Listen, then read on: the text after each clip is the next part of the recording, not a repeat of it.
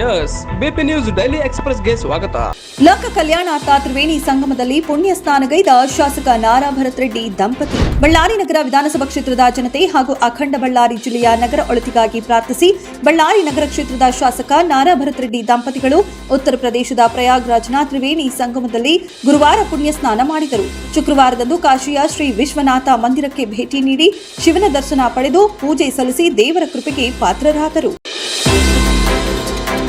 ಬಳ್ಳಾರಿಯಲ್ಲಿ ಹಕ್ಕುಪತ್ರಕ್ಕಾಗಿ ರಾಜೀವ್ ಗಾಂಧಿ ನಗರದ ನಿವಾಸಿಗಳಿಂದ ಮನವಿ. ಬಳ್ಳಾರಿ ವಾರ್ಡ್ ಸಂಖ್ಯೆ 34ರ ರಾಜೀವ್ ಗಾಂಧಿ ನಗರದ ನಿವಾಸಿಗಳು ಯುವ ಮುಖಂಡ ಕಟ್ಟೇಸ್ವಾಮಿ ನೇತೃತ್ವದಲ್ಲಿ ತಮ್ಮ ಪ್ರದೇಶದಿಂದ ಜಿಲ್ಲಾಧಿಕಾರಿಗಳ ಕಚೇರಿವರೆಗೆ ಪಾದಯಾತ್ರೆ ಮೂಲಕ radio park, HR Gaviyappa circle ಮಾರ್ಗವಾಗಿ ಆಗಮಿಸಿ ಜಿಲ್ಲಾಧಿಕಾರಿಗಳ ಕಚೇರಿ ಆವರಣದಲ್ಲಿ ಕೆಲಕಾಲ ಪ್ರತಿಭಟನೆ ಮಾಡಿದ ರಾಜೀವ್ ಗಾಂಧಿ ನಗರ ನಿವಾಸಿಗಳು ತಮಗೆ ಹಕ್ಕುಪತ್ರ ವಿತರಣೆ ಮಾಡಬೇಕೆಂದು ಜಿಲ್ಲಾಧಿಕಾರಿಗಳಿಗೆ ಬರೆದ ಮನವಿ ಪತ್ರವನ್ನು ಹೆಚ್ಚುವರಿ ಜಿಲ್ಲಾಧಿಕಾರಿ ಮೊಹಮ್ಮದ್ ಜುಬೇರ್ ಅವರಿಗೆ ಸಲ್ಲಿಸಿದರು.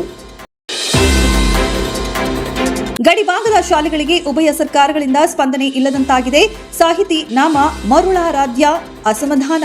ಅದೋನಿಯ ಮಲ್ಲಿಕಾರ್ಜುನ ವಿದ್ಯಾಲಯ ಆವರಣದಲ್ಲಿ ಶ್ರೀ ಗೋಳ್ಯಂ ಹಿರೇಮಠ್ ಕುಮಾರಸ್ವಾಮಿ ಕನ್ನಡ ಸೇವಾ ಸಮಿತಿ ಹಾಗೂ ಶ್ರೀ ಕುಮಾರಸ್ವಾಮಿ ವಿದ್ಯಾಸಂಸ್ಥೆ ವತಿಯಿಂದ ಆಯೋಜಿಸಿದ ಶಾಲೆಗೊಂದು ಕನ್ನಡ ಕಾರ್ಯಕ್ರಮದ ಸಮಾರೋಪದಲ್ಲಿ ಮಾತನಾಡಿ, ಅದೋನಿ ತಾಲೂಕಿನ 70 ಕನ್ನಡ ಶಾಲೆಗಳಿದ್ದು 1200 ವಿದ್ಯಾರ್ಥಿಗಳು ಅಭ್ಯಾಸ ಮಾಡುತ್ತಿದ್ದಾರೆ. ಇವರ ಸಮರ್ಪಕ ವಿದ್ಯಾಭ್ಯಾಸ ಮತ್ತು ಭವಿಷ್ಯದ ಉದ್ಯೋಗಕ್ಕೆ ಆಂಧ್ರ ಕರ್ನಾಟಕ ಸರ್ಕಾರದಿಂದ ಸೂಕ್ತ ಸ್ಪಂದನೆ ಇಲ್ಲದಂತಾಗಿದೆ.